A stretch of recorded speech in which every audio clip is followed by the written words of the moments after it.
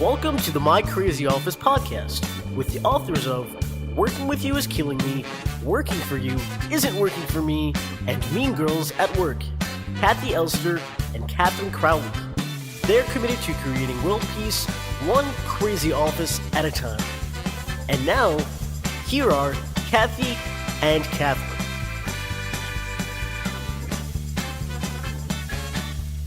Hey everyone, I'm Gwen Eyster. And I'm Catherine Crowley, and welcome to My Crazy Office.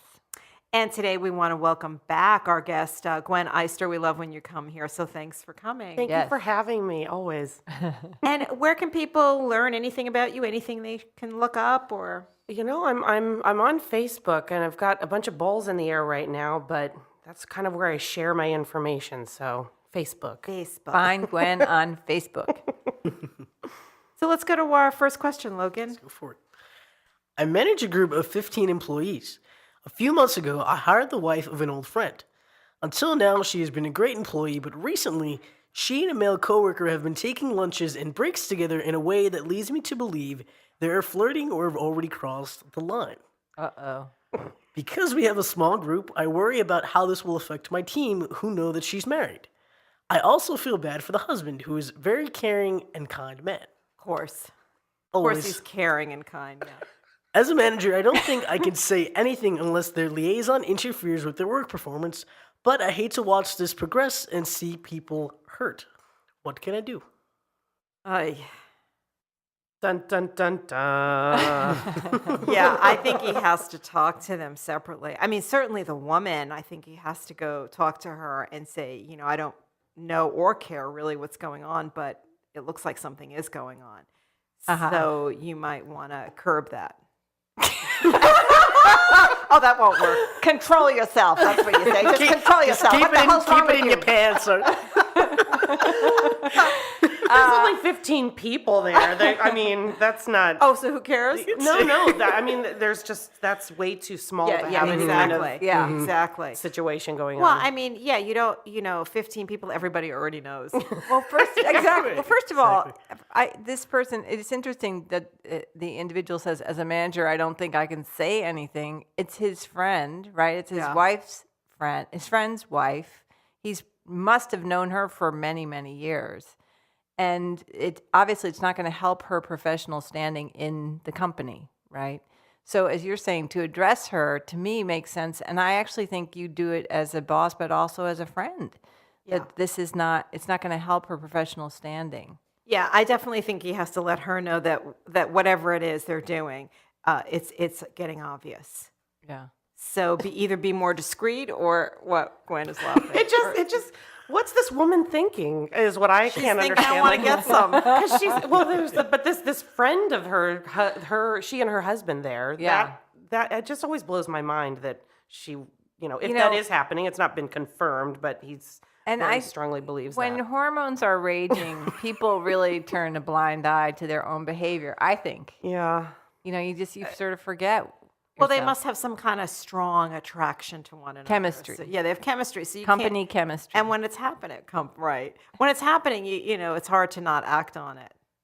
It's very hard. It'll be a new I'm musical not talking next about season. myself. Oh no, wait, that's already this season. It's called Bridges of Madison County. Yeah, I think this is really a hard one. But anyway, he has to do something about that. He has to say something, I think, to her. Yeah. And then what about the guy? What do you think? Should he say something? Yeah, why not?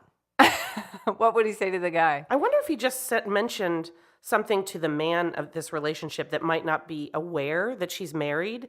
Maybe in front of him, he could talk about her husband. You think anybody cares? I don't know. At least then you're kind of saying, we're aware what's going on here. Can't wait to have dinner with Charlie and you and the missus this weekend. We're such good friends. How long have you been married? 30 years now? How are the kids? Right. You can see that. Or my godchildren. Didn't we go to a commitment renewal ceremony the other day? I mean, at least then you've put out there that you're in a very nice way. I think that's a good idea, Gwen. Saying, the clearing of the throat thing. The other thing you could do is pour cold water on both of them in front of the staff and see if anyone picks up on the message. Just make sure she's not wearing white, because that could turn bad. You know, the thing is, everybody loves this kind of thing at work, right? It becomes so much entertainment. Drama's always fun when you're not involved. Oh, yeah, and of you're course. you're present. Anything in my family that would happen growing up, Yeah. that didn't concern me, I was like, I want popcorn, and I was wide awake. So I would probably be the one to enjoy it because, it didn't It's true. involve The me. staff are enthralled, I'm sure, with that. But the other piece is that as Kathy mentioned, everyone knows. You think no one knows, and everyone knows. Everyone knows it, yeah. There's probably side bets going on too. So, And do we really care about the husband? It's an old friend. I said he was a nice guy. he's kind and caring. Of course, he couldn't be abusive and manipulative. Yeah, because yeah. then you'd see every reason of why she That would would be doing change this. our whole perspective. Yeah, we'd be like, you go, girl. Jerk. Not this way. All right, so here's the question. Should he be telling his friend that the wife is cheating? I say no. I just thought I'd throw that out. No. Just take care of it in the company, because it's really, that's all he's doing is protecting, The company? the company. Yeah. Well, the other thing is that nothing good, nothing good comes very of that. rarely does something good come from telling first of all, he has no evidence, No, right? that's proof, so to speak. What if he does catch them? He better have a camera. He better whip out his phone and start taking a video. I hope he has an iPhone or some And then other. don't you have an obligation to tell your friend if you Catch have them. proof? It's a big question. good right? question. It's hard. Because, of course, you want your loyalty to be to your friend. I would just do the strong suggesting in front. And if they denied everything and it continued, and especially after that, if you found something out, I would say, you've put me in a position where I need to talk to my friend, because you've put me in that position. I tried to let you know that I was aware, but without evidence, it's This hard. is really tough. It is, and I think it happens all the time, right? I mean, it's happened with clients that we've worked with. Oh, I mean, as soon as we go into a company, we can tell who's who's doing Employees it. tell us. Yeah, everybody They say, knows. do you know so-and-so sleeping with so-and-so? Everyone knows that stuff. Wow, okay. Because I work from home too much. And the truth is, even if they're not, people tell those stories. I remember the one company, there were always stories about the women in the company sleeping with people on the board. And I don't know if any of it was ever true, but those kinds That's of what they rumors. believed, right? Yeah, it's interesting. All right, anyway, so I think he has to Say confront- something. Say something, yeah. Oh, okay. Look, do we have another question to follow that? Yes, we do.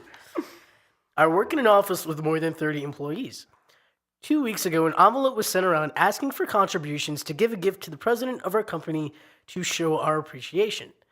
I was always taught one never gives up the chain of command. I show my appreciation each day by being a good employee. Am I wrong? Yes. Yeah, you're wrong. You're wrong. I never even heard that. Gifting up is bad. What does that mean? I never heard Gifting that either. up. I guess that Wow. you would only give to subordinates or to people that are on par with you, but never. But Never. I've You never don't, heard that it's either. like paying it forward, you don't pay it upward. Well, maybe they think because they earn a lot of money, they earn more than me, I don't have to give up. Yeah, I detect a slight chip on the shoulder in this statement. No offense to the question asker, but the point is that this is about showing generosity of spirit, right? Right. So you give freely, you receive freely. Yeah, I mean, if they're passing an envelope around, you probably don't have to put a lot in. It's not. It doesn't say how much you have to Take put it in. into the Dollar. restroom and put in what you want so no one sees. Taking it into the restroom is never a good idea with an envelope. 'Cause if you I was run out gonna of paper, you could end up with a bigger gift than you probably want. God. Why does this envelope smell? All right, don't take it into the restroom. I think it's a bad idea I've too, got that showing your visual. appreciation. And somebody asked, they're not asking you to buy a gift or buy something. They're asking you to just pool your money, probably come up with something that they can, with Right. what the money they get, that they can pick something out for them. Yeah. Yeah, I mean, I think it's also showing appreciation, to the people above you who never feel it, by the way. They never Right. feel appreciation from their staff. So there's nothing wrong with this at all. So we're inviting you to gift up Yes. Give up the fact you don't like to gift up, right? Yeah. Get over it and moveon.org. And if you only prefer gifting down, I will make my address available. And you can send any contributions to me. There we go. Problem solved. Something for everyone. Well, that's it for this segment. Gwen, everyone can find you on Facebook. So it's Gwen Eyster, Eyster, not to be confused with Elster. And that's it for this episode. Thank you for coming. Yes. Thank you so much. Always. And join us next time for another My Crazy Office podcast. And please don't forget to send your questions and your stories to info@mycrazyoffice.co. My Crazy Office is produced in New York City at K Squared Studios. Stay crazy.